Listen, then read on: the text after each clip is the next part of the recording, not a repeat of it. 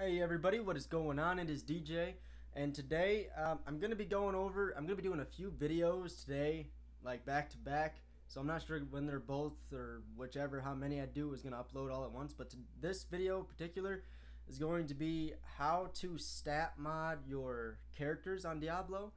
Now it works across all platforms, whether on your Xbox or you're on your PlayStation. PC, of course, you can't do it because they track it down and it becomes a big jumble mess and everything. But so basically, you do need to be able to sign in order to use. You have to have the version of the editor, the paid version, which allows you to access the unknown tab, which I'll show you in just a little bit here. Um, Let me. I don't have a character loaded, I don't think, but as you can see, like it doesn't show me logged in because I have my camera thingy there. But it'll have this unknown tab is exactly what it'll say, and basically when you open it, it'll have a bunch of numbers, things like that. You're probably wondering like what in the world, like there's some numbers in here. You're probably like what in the world, but then you got like attack speed and vitality and all that. So this here is basically where you edit your stats. But what I'm gonna do right now is I'm actually gonna figure out where. There she is. Okay, I need to bring this over, and of course you're gonna need your USB with a save on it, preferably the save that you do want to stat mod. There we go. Okay, cool. Or the one that you're going to want to use if you are going to use a stat modded character. Let's do. Okay. All right, and then do. Here we go. Cool. Let's do that. And like I said, it works on the Xbox as well. It's not just the PlayStation, so anybody can do this.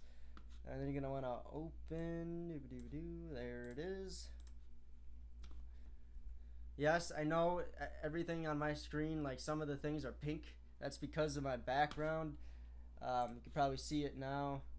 I like the way that the background is, but also it puts everything that I have in like that dark pink, so it's kind of cool. But okay, so we're loaded up here.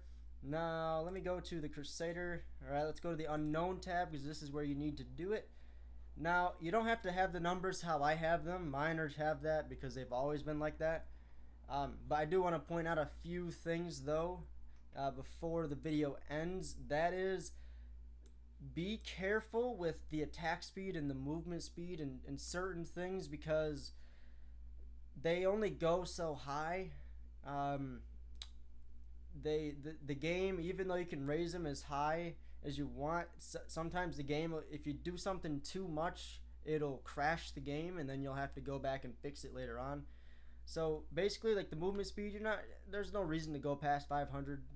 Same for the attack speed. However, if you want to do something really cool, you could do the Matrix, is what I like to call it. I know it's probably some slow-mo. I don't know what everybody else calls it, but I call it the Matrix because if you have your movement speed in the negatives along with your attack speed in the negatives, you're like slow motion. You can use your skills in slow motion.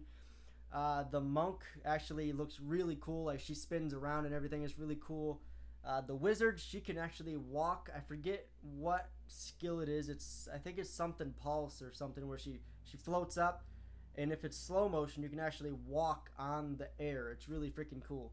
But besides that, you can see here that this big long number here on the life on hit. Now you'll notice that if you go on, for example, your intelligence, and you just type in like a bunch of nines, like if you just go 99999999999, now what'll happen is if you go again, is it'll automatically correct it and put this number right here in. That is because that is the highest number the game will let you go to. So it won't let you go any further. So it's not. It's sort of like a guideline. It's trying to say, hey, you can't go any higher. You're gonna screw up. Is basically what that's saying. So you don't have to worry about that. I actually forgot what number this was at. I think it was 8,000. I have mine set up differently. So, but you can see that my resist all is in the negatives. That is because it's the same with my armor. That's so I can get dots across the board. You can see my attack speed doesn't go any over 500. My armor's negative. My strength. You can raise the strength and all the primary resources. High. They do, of course, go to the 214748367, which is the max number. But you can also bring it lower if you don't want to be too high. It's. I mean, there's no such thing as really being too high in the stats, because people go online and see people with stat mods and everything all the time. So it's kind of like, you can't be too high. But if you don't want to be, you want to be like in the middle. You don't want to be too weak, but you don't want to be too strong. You want to be in the middle. You can just put like a lower number, like the 8,000. I have mine to 8,000, but you can put it at whatever. You can put it in the negatives too. However, the negatives, you're not able to kill anything. I learned that the hard way about a year ago. Didn't work out. I put all my damage in negative, and I went in a greater rift, and it didn't work out. So I mean, it was worth a try. But for the resource cost reduction, you're not going to want to put that over 999, because anything past that is just going to be useless. You don't necessarily have to have it this high either. It's just something that pretty much I think everybody does. They always put it at the 999 just to be safe. And the gold find as well, you're not going to want to have that too high, because there's a little hint or trick. The gold find that you have on either an item or you have it on your character, not only does it help you find gold, but it helps you find legendary items faster. It's weird how that works, but it does help you find that. It's pretty cool. Like for magic find, it helps you find set items faster. So it's just a cool little tip there.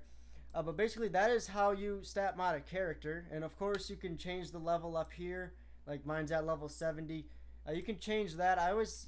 Usually if you want to get the trophies for having all characters leveled up, you want to put it at 69 so you can just gain that one level so that the game registers it.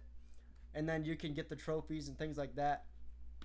But yeah, guys, so that's basically stat modding. There's not too much to it. You do need to be able to log in though.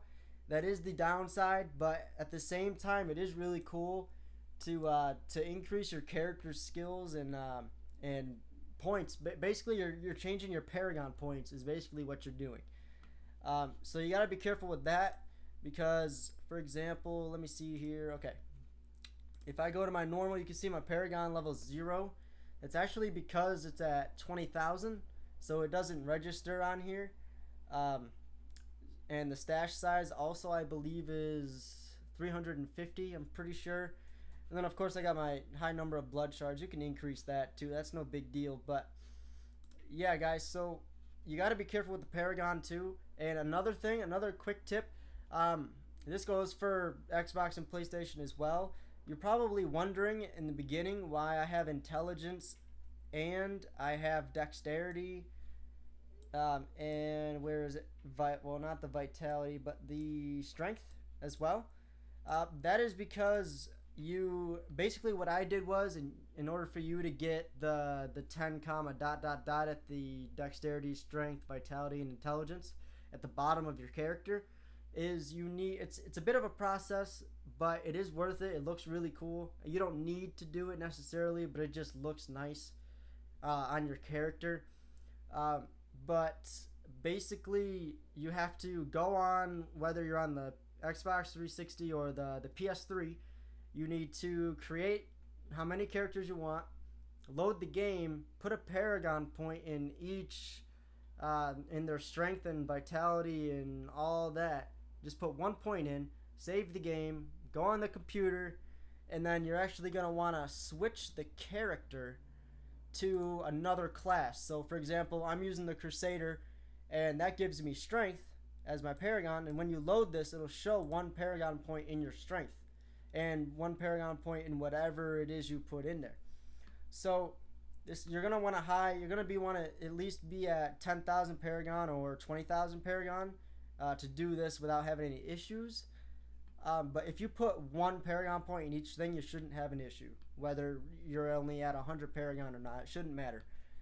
But basically, you'll have strength down here, for example, if you are using the Crusader. And then what you're going to want to do is, in order to get for example, the dexterity on your character as well, you're going to want to switch your character to whatever gives dexterity. So if, for example, the monk or the demon hunter, you can switch it to either of them. And then when you load the game up, you have to save this, go back on your system. Like I said, the PS3 or the Xbox 360, load the character, put 1 paragon point in the dexterity, go back on the computer, make sure that it showed up, and then switch your character to get the intelligence. You're going to want to switch it to either the witch doctor or the wizard.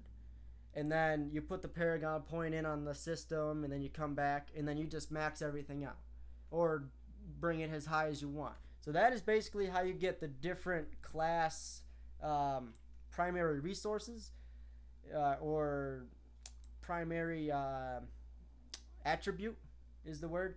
So you get the strength. Not only do everybody has the vitality, but then you also get the dexterity and you get the intelligence. So that is the little trick. Not everybody knows that you don't need to do it necessarily, but it just looks cool. To have the 10, comma, dot, dot, dot at the bottom of your character just looks cool. There is a way to make it all dots, just straight up dots. It's not 100% how to do that just yet. I know how to do dots across the top, but not on the bottom, so it's a little strange. You gotta mess with it a little bit. But if you guys know, then by all means let me know, because that will be awesome. But yeah, guys, so that's basically how you do it. And then what you do is, if you want to get it on the next gen, whether it's Xbox One or PS4, you just export your save from whatever system you're on, whether it's the PS3, Xbox 360. You export it, you import it on your PS4 or Xbox One, and it stays the same. Nothing changes. Besides, I mean, I think when you first start off, the order of the characters is a little flopped around. But after you play the game once and you back out of the game, it all refreshes and goes back to the original list that you had it at, whether it was Barbarian, Crusader, Witch Doctor, or whatever. So yeah, guys, so thank you for watching, and if you do like, stay tuned, because after this video, actually, I am going to be doing another video on how to, well, not how to, but what to create a modded gem based on. Like, there's a little few tricks here and there about modded gems. So yeah, guys, stay tuned. Thank you for watching, and until next time, peace out.